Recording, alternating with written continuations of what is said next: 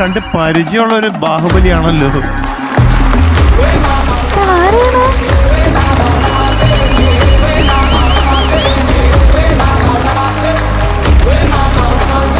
എന്റെ ദൈവം ഒരു കണ്ടെയ്നർ തന്നെ എടുത്തോണ്ട് വന്നേക്കണോ?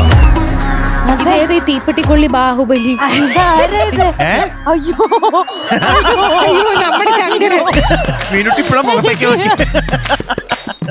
ദേവസേന, എന്തോ?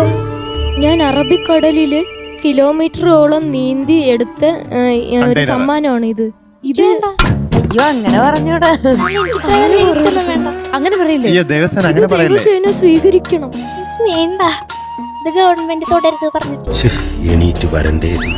ഇത് കപ്പലിൽ നിന്ന് ചാടിപ്പോയ കണ്ടെയ്നർ അതാണോ ഇത്? വേറെ എന്തെങ്കിലും ഗിഫ്റ്റ് ഇല്ലേ കണ്ടെയ്നർ അല്ലാതെ? എന്താണ് ബാഹുബലി ഇങ്ങനെ? ബാഹുബലി ഞാൻ പറയാൻ വന്നത്. ഇതൊന്നും സ്ക്രിപ്റ്റിലില്ലാത്ത സ്ക്രിപ്റ്റില്ലാത്ത ചോദിക്കാൻ പാടില്ല. ഓക്കെ, എന്തെങ്കിലും പറയാൻ വന്നോ ബാഹുബലി? അയ്യോ, ഇത് ഞാൻ ദേവസേനക്ക് വേണ്ടി കൊണ്ടുവന്ന സമ്മാനം. ഇത് എവിടെന്നാ കിട്ടിയത്? ഇത് ഞാന് അറബിക്കടലില് നീന്തിയിട്ട് എനിക്ക് കിട്ടിയ ഒരു സാധനമാണ്.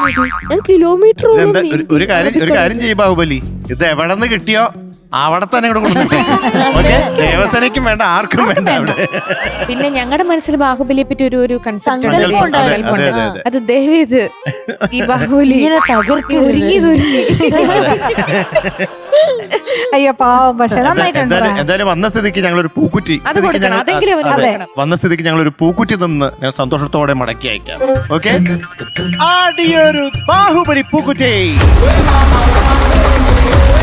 ദേവസേനയുടെ കൈ പിടിച്ചോണ്ട് പോക്കോ, കണ്ടെയ്നർ അവിടെ കിടന്നോട്ടെ. അതാ നല്ലത്. അതെ, ദേവസേനയെ കൊണ്ടുപോക്കോ, കണ്ടെയ്നർ നമുക്ക് പിന്നെ എടുക്കാം. ബാഹുബലി പറയാ, ദേവസേന കൊണ്ടുപോകും. ദേവസേനക്ക് ധൈര്യം. അതെ.